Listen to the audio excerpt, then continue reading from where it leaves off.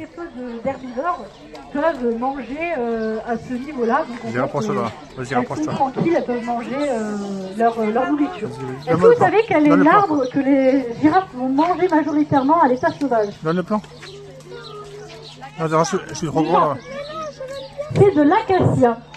Donc les acacias, on va les trouver dans les prairies tropicales où les girafes vont vivre. Et l'acacia, c'est une petite particularité, ça a des épines sur les branches. Et la girafe, c'est pas grave pour elle. Elle a une très longue langue, ça lui permet de cheminer entre les branches et arracher les feuilles. Donc là, les feuilles ne sont pas très loin, donc pas besoin de sortir sa langue. Mais sinon, elles peuvent sortir et la langue c'est 45 cm. Donc en fait, elles vont plus se nourrir avec la langue qu'avec la bouche au final. Elles vont attraper les feuilles, les emmener dans la bouche et après manger comme vous et moi. Les acacias, donc ça a des petits piquants et il y a un petit système de défense chez les acacias. Quand un animal est attaqué par une girafe, parce que de son point de vue c'est vraiment une attaque, comme si un tigre attrapait un cerf, les acacias vont communiquer entre eux et grâce à des odeurs, ils vont prévenir les acacias voisins que des girafes sont par là. Et en fait, l'acacia va diffuser une substance que les girafes ne vont pas aimer. Donc ça va permettre de protéger d'autres acacias qui arrivent froid. Mais bon, elles arrivent quand même à se nourrir puisqu'il faut juste aller chercher un autre acacia. Vous avez vu la langue, là on la voit un petit peu. Est-ce qu'il va me ressortir un petit peu? Ah, regardons la voix. Vous avez vu qu'elle a une couleur particulière. La langue des girafes, elle est bleu-violette. Est-ce que vous savez pourquoi? Non, c'est pas exactement pour ça, mais ça rejoint un petit peu. Alors en vrai, on ne sait pas exactement. Donc on n'a pas la preuve scientifique qui nous dirait que c'est ça ou ça. On a deux hypothèses majoritaires. La première, c'est qu'en fait, il n'y a pas beaucoup de sang qui arrive de 45 cm. Et ça permettrait à la girafe de se nourrir des acacias piquants sans avoir mal. Et la deuxième hypothèse, c'est comme la girafe passe beaucoup de temps avec la langue dehors, ce serait pour la protéger des coups de soleil. Donc ces deux hypothèses, mais qui ne sont pas encore prouvées scientifiquement, le mystère reste quand même entier. Au niveau de leur morphologie, donc elles sont très grandes, mais malgré ce très grand cou, elles ont le même nombre de vertèbres que nous, 7. Sauf qu'en fait les vertèbres des girafes sont beaucoup plus grandes. Ah bah voilà, en échange d'armes. Sur la tête, vous remarquez peut-être quelque chose. Des petites antennes. Qu'est-ce que c'est? Des cornes. Alors ça s'appelle des ossicones. En fait, ça fait partie de l'os, cette partie du crâne. Et elles en ont 3. En fonction des espèces, certaines sont plus ou moins développées. Donc on a les deux grandes de chaque côté. Et on en a une au milieu. J'ai dit que Dalki est le plus vieux. Dalki a une ossicone au milieu qui est beaucoup plus étendue que celle de Kimba. Parce qu'avec l'âge, l'ossicone du milieu grandit et ça va être très utile pour les mâles lors des combats. Parce que les girafes, pour avoir accès aux femelles, les mâles vont se battre comme dans beaucoup d'espèces animales. Et les girafes, pour se battre, elles vont se mettre côte à côte.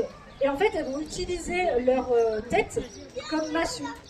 Donc en fait, elles vont envoyer la tête contre l'adversaire. Et c'est comme ça qu'elles vont se battre, en fait, à se donner des coups de coups.